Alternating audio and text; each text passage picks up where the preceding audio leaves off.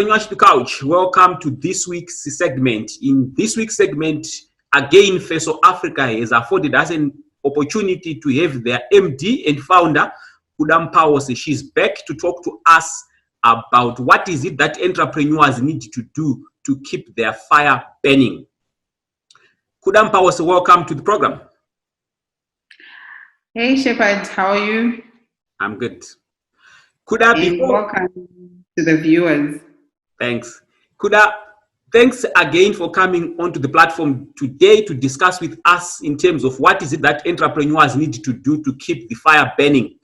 But before maybe we can talk about that, I would want you to talk to us in terms of what have been the recent developments in as far as FESO Africa is concerned, both in Zimbabwe, South Africa, and all the other distributors you have got all over the world.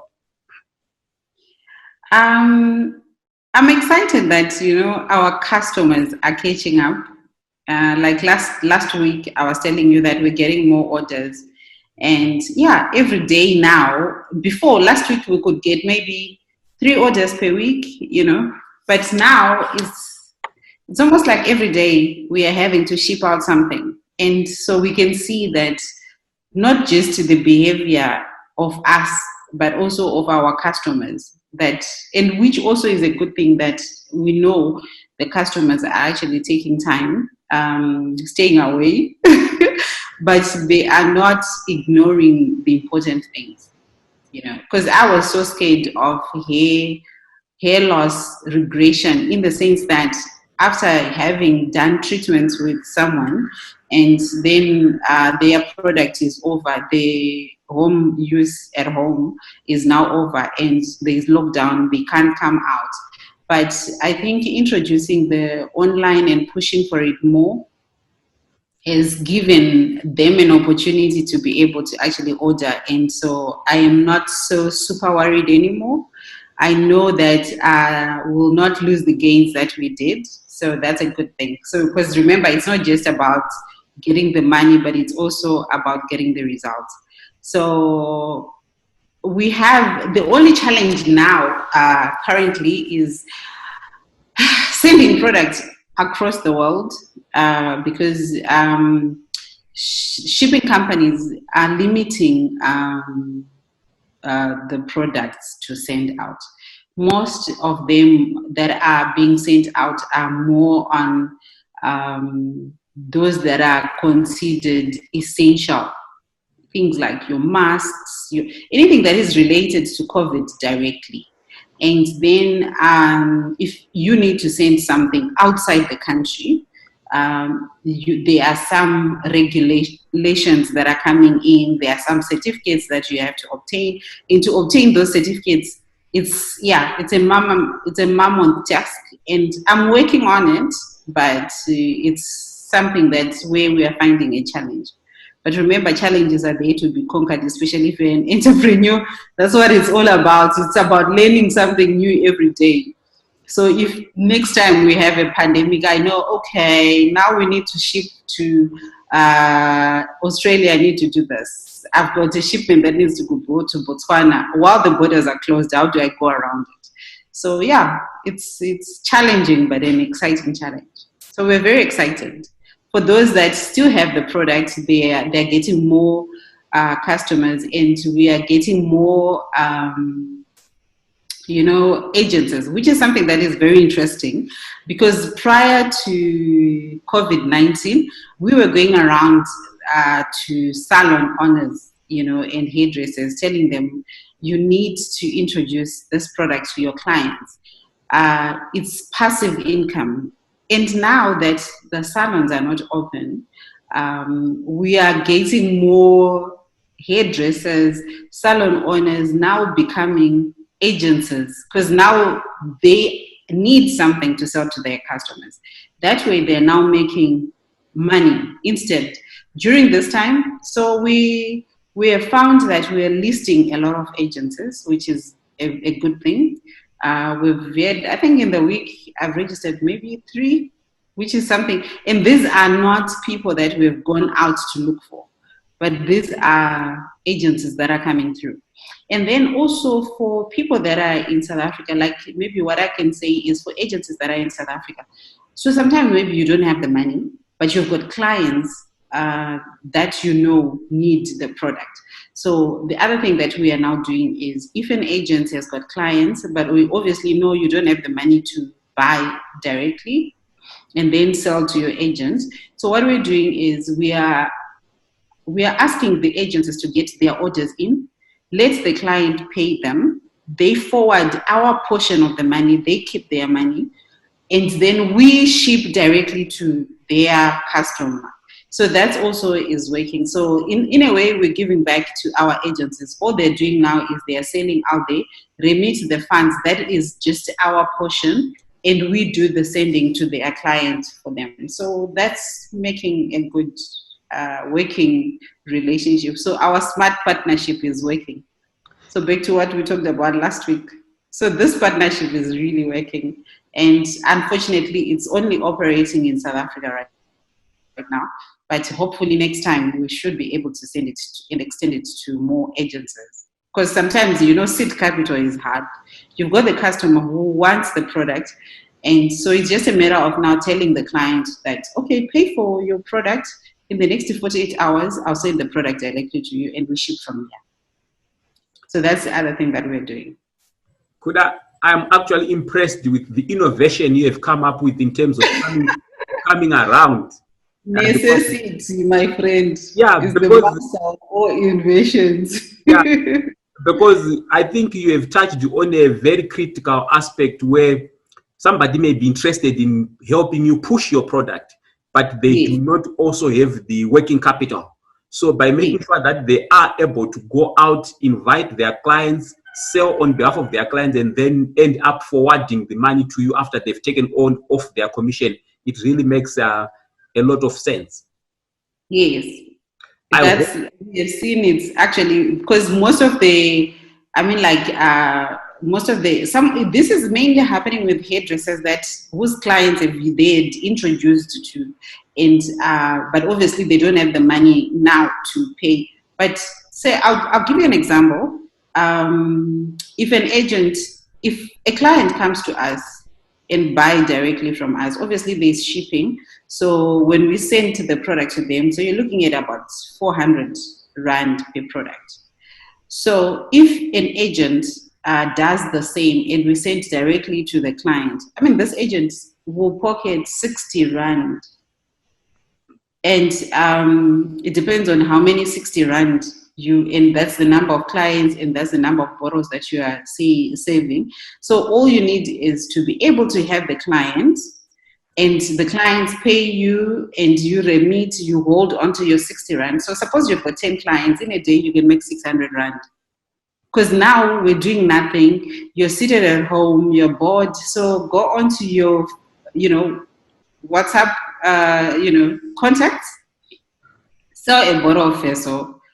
The numbers, it's all about numbers, eh? So 60 multiplied by 10, you've got 600 Rand a day, and you can go more depending on how good you are with selling.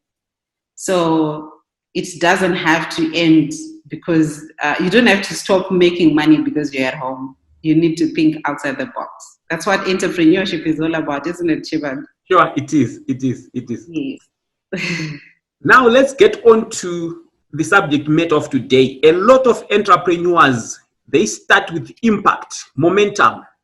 They are actually building on their brand, but along the way, they tend to fizzle out. They lose the momentum. We want now to find out from you, from your own experience, what are the common hurdles, obstructions, and distractions that entrepreneurs tend to come across? I think as an entrepreneur, yes, it's important to make money. And I think for you to not just to make money, but you must be doing something that is solving a problem. And not only is it solving a problem, but you must have a passion for it. Because with a passion coupled with the idea of getting money eventually, it will give you the resilience that you need to start, even just to start, because it's very hard to start.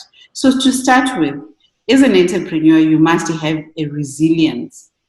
But your resilience can come probably from people that are around you, the team that you're going to be working with.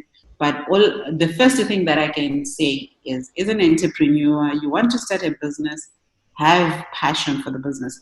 Do you know what you want to do? Because then it's a momentum robust that's going to push you to, it's like a trailblazer. Are you passionate about it? So do you have the resilience to start? Because you need a lot of resilience to start anything. That leap of faith, it's not when you have jumped over. When you have jumped over, it's easy, but it's to be able to jump. So you must have resilience. So first and foremost, that's what I can say. The first thing that any entrepreneur will need is resilience. Mm-hmm. And maybe just to add before I can expand more is you must be focused. Do you know what you want? Why are you doing it? And be focused, because there's so many things. But then you see, a lot of people get refocused to something else. Why? Because they don't have the passion.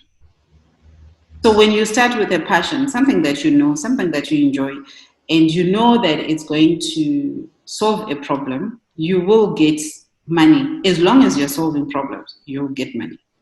And that's a fact. So you need resilience, you need to be able to be focused. And then somewhere along the line, one of the reasons why most of us as entrepreneurs, we either change or, like you said, we lose the momentum. It's because when we start our businesses, we look at the results. And usually with so many people, the result is success. And as an entrepreneur, you need to invest in a project for the long haul. Because a lot of real entrepreneurs that then turn into proper companies that we now see and long-term, it's somebody would have started with a long-term vision. What is their vision? Do you have a long-term vision? Or it's just something that you're thinking, okay, you know what? I can just make money. The easiest thing that I can think of is in Zime, when, money changes, as long as I have somebody to sell my money to, immediately, quick results, I've got my profit there and there. And I think, I think that's the challenge, especially for people that are in Zimbabwe, is do you have the capacity to invest in a long-term business? Because in Zim, it's just about, in, out. It's a phone call. Hey, I've got $1,000. What's your rate? Let me look around. And in the next 30 minutes, I didn't have anything. I have got it. That's not entrepreneurship. Entrepreneurship is you should be able to go in for the long haul. So there's more, but I'm giving you an opportunity to ask again. That's right. For those that get distracted or face hurdles along the entrepreneurship journey, it tends to manifest at different levels. It tends to manifest at different stages of your business. From your own experience, what levels and which stages of your business normally is it noticeable? Well, it depends if you are paying attention. So as an as an entrepreneur, remember what I talked about the other time when I was saying, when you're asking me, how do you know you're growing? Is your business on the stage? Are you paying attention to your business? Remember, okay, I'm going to use an example of having a baby. When you've got a baby, when your baby starts crawling, how come everybody sees that today the baby crawled for the first time? How come you see, oh, my baby started walking for the first time? Oh, my baby said a word for the first time. Why? How did you know? What is it? It's because we're paying attention to our baby. So your business is like your baby. You need to pay attention. In most cases, we get those hurdles. In the beginning, it's not really that much of a hurdle. Why? Because you still have that zeal, you want to start it. And if you've got this resilience to actually, cover shut the people that makes you stop going into the business, it means in the first few months, there's not too much hurdle. The next hurdle will come in when you now have to bring in other people to work in the business. So as an entrepreneur, you must have the ability to recruit the right people and train the right people, because that's the biggest hurdle. Because now this is your idea. It has grown a little bit. It's almost like having that baby I was telling you about. As long as it's in my tongue, it's fine. It's in my womb. I can feed it. I can do anything. It's growing. But when it comes out, I now need to involve a babysitter. So is the babysitter, did I identify a good babysitter? And if I have identified that babysitter, can I be able to articulate exactly how I want my child to be taken care of? So that's the training part. So you have recruited somebody into your business. Are you able to train them? Are you able to communicate your vision to them? Because without a proper staff, without a proper team, you won't be able to get far. And without proper training, you won't be able to get far. And by the same token that I'm saying, I'll use Facebook, right? We saw there's a need for us to change. We started doing online. And not just for us, we started talking to our agencies. We had to, okay, fine, they might not see it the way that we're seeing it. They don't have the money to buy product upfront. So we're saying, okay, hey, we can be your shipper, They're like, some of them will be like, oh no, I'm afraid to come out to go and do the shipping. I'm like, no, cool. We already have a system doing it, So so it's how do you move forward with your team as an entrepreneur? Because that's one of the worst and the biggest hurdle. Not having the right team, not having the correct people in your business. And then the other thing I think is ability to sell. When I say ability to sell, I don't mean just to your customers. You should be able to sell your vision to your employees, to your customers, to your investors. Do you have the capacity to sell? So when I talk about selling, it's not just selling to make money, but are you able to give your idea to somebody enough for them to leave their ideas and rally with you? So you must be able to do that.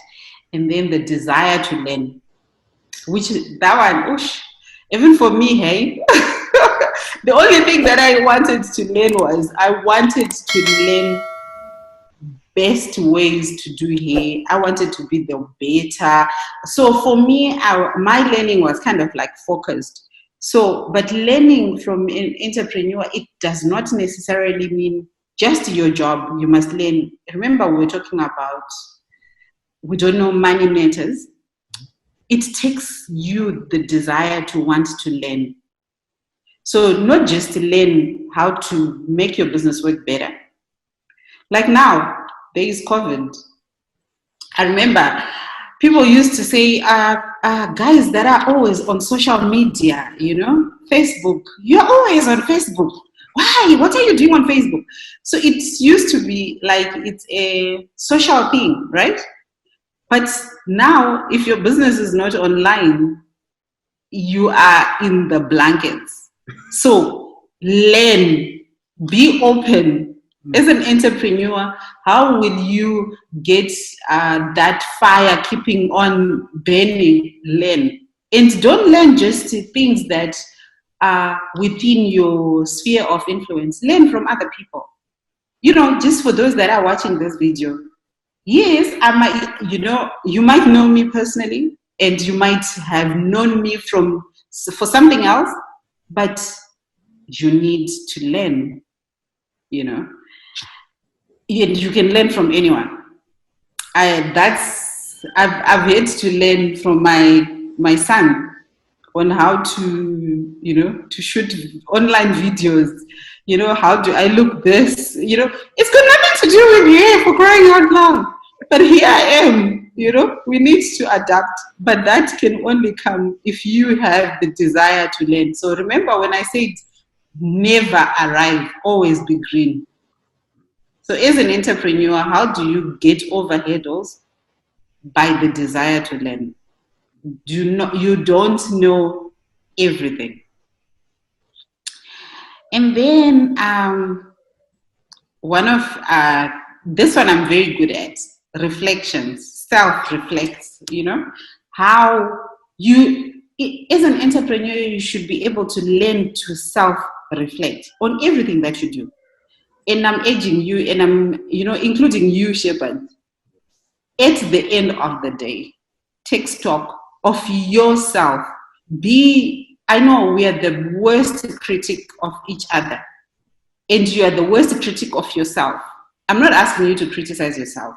I'm asking you to take stock of what you have done and go over everything that you have done, evaluate what you have done, ask yourself, why have you done it? So as an entrepreneur, have a lot of self-reflections.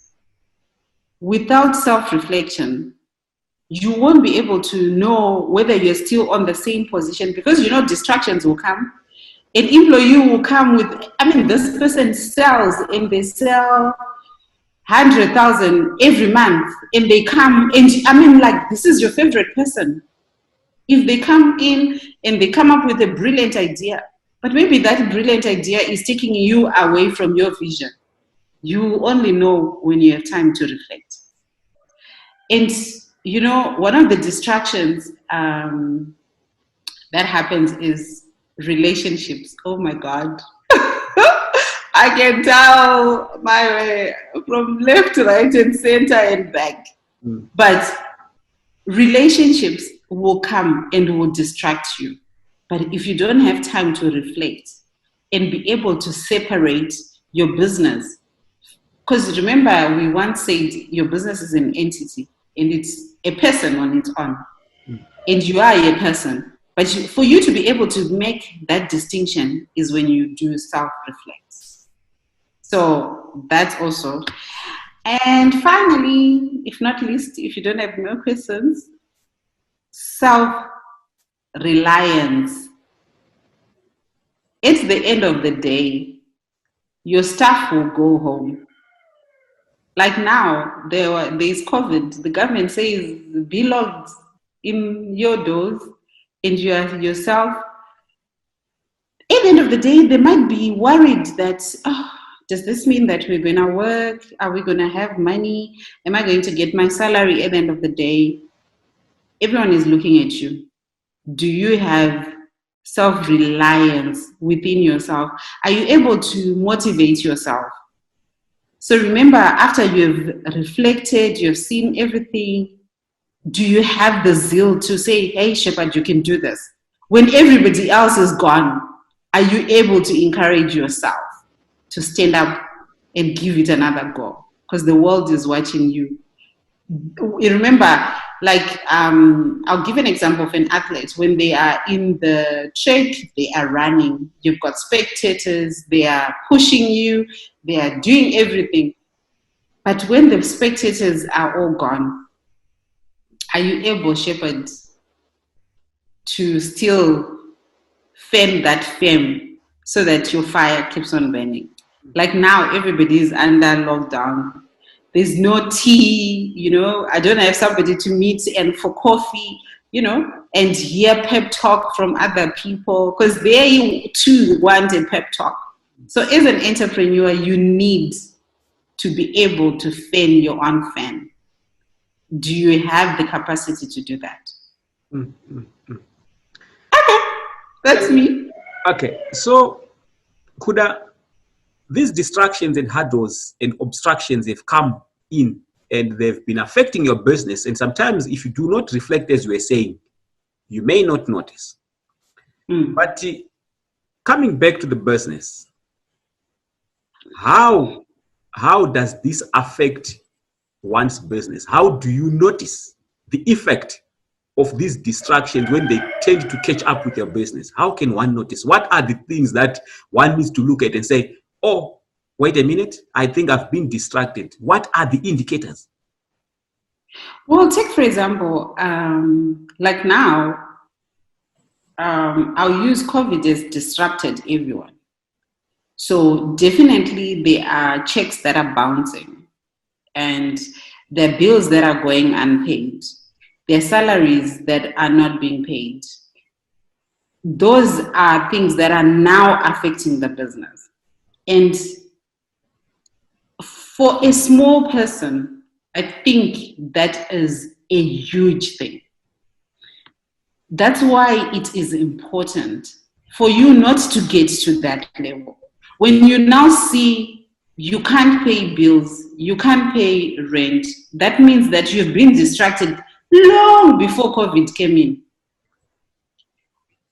You need to remember what I said every day. Okay, I don't remember who really taught me this lesson, but they said that every day when you wake up, shepherd,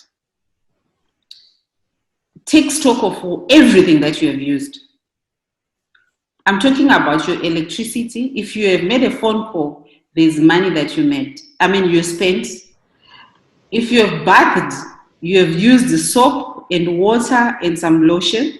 I'm not talking about your time. I'm talking about the consumables that you have used. And when you go to for breakfast in your house, you've cooked and you eat, take stock of what is it that you are eating. If you have taken stock of all those things, if you were to put a value on all those things, by the end of the day, ask yourself, how much have you spent? And what have you brought in?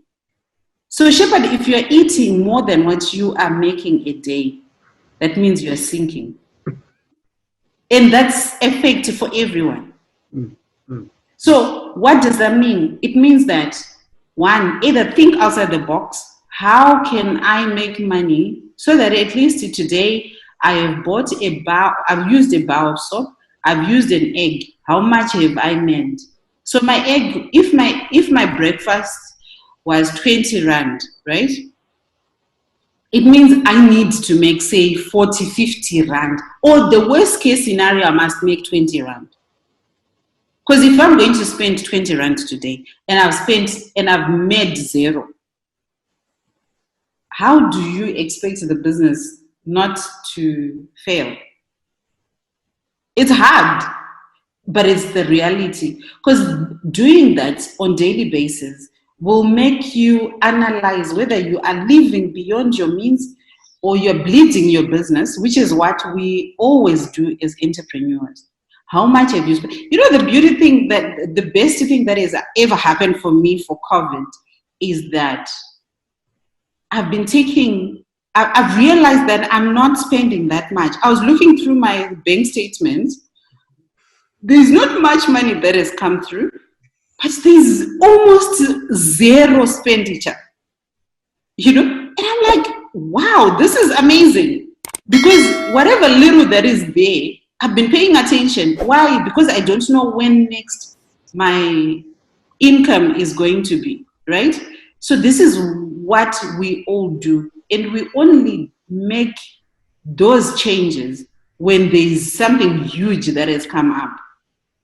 So I'm not saying that I've done it all right, but COVID came in, made us all realize that, you know what, you don't know when the lockdown is going to be over. So you need to spend wisely. Why? If we can do it in a crisis, you can do it every day, and that would help your business. I don't know if I've answered you. Sure, Kuda, you have definitely answered all my questions. Now it only leaves me to give you this opportunity to talk to those that are watching us now I know you have reflected on a number of things. One needs to be focused, one needs to be disciplined. They need to keep on taking stock of what they are doing daily. But I like the last concept where you talked about on a day-to-day basis. How much are you generating? How much have you spent? And I've always also said to people, besides looking at business, as an entrepreneur or as a person at your home, you are also an entity which has got expenses and income. And as long as they don't balance out, you may end up being in trouble. So Kuda, your final words, and on your final words, remember, we are still grateful to FESO Africa for affording us this opportunity to talk to you. I want your last words maybe to talk briefly about FESO Africa, and then go back to your last words in terms of what more do you need to share with our viewers as your last words. Well, on FESO, what I could say is I understand, the hustle, but I just want to remember, it's pointless to do something and midway you leave it. What do I mean? There are people that have been struggling with hair loss and for COVID, and we're making progress. And I'm saying, I understand the plight. We might not be in a position to do scalp treatments for you. You might not be able to actually physically come for one way or the other, but we are available for you through our online bookings, for you to purchase, or you get in touch with us on WhatsApp or on Facebook.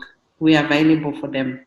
So don't lose what you've gained so far. And more so now we are approaching winter. So you need more care for your hair. So it's a good thing that you're spending more time in the house. But while you're spending more time, you've got more time not to be wearing a wig, but to be massaging your, take time, massage your scalp every day if you have to. Now you've got the time. So, And then on entrepreneurs, I know it's hard, okay? But you need to fan that fan. You need to think outside the box. And you know what? Don't live for other people. Live for yourself. And you can only live for your business if you reflect. Go back to the drawing board if you have to. And nothing wrong in admitting this is not working. Let me find a better way of making this work. Look for people that have done it better. Even if they've done it better and they've failed, you'll be shocked how much you can learn. And be open to learn. Learn every day. I'm learning too. And thank you. To our viewers across the globe, that has been Kuda Mupawose. We keep on learning from her. She has been sharing with us in terms of what is it that we can do as entrepreneurs to keep the fire burning. But I also like to be grateful once again to FESO Africa. They keep on empowering people. Today, they've told us how they've managed to be innovative, coming around, making sure that those that may not have working capital are able to continue being distributors or agents, as long as they can ask FESO Africa to directly ship to their clients, and they in turn get their commission. Watch for our next segment with Kuda Mupawose, where we continue talking to entrepreneurs in terms of how they can benefit from her own experience as well as from FESO Africa. Please continue to subscribe and watch out for our next show. Kuda, thanks very much for your time. Thanks, Shepherd. Hope to see you again in our next segment. Sure. Thanks.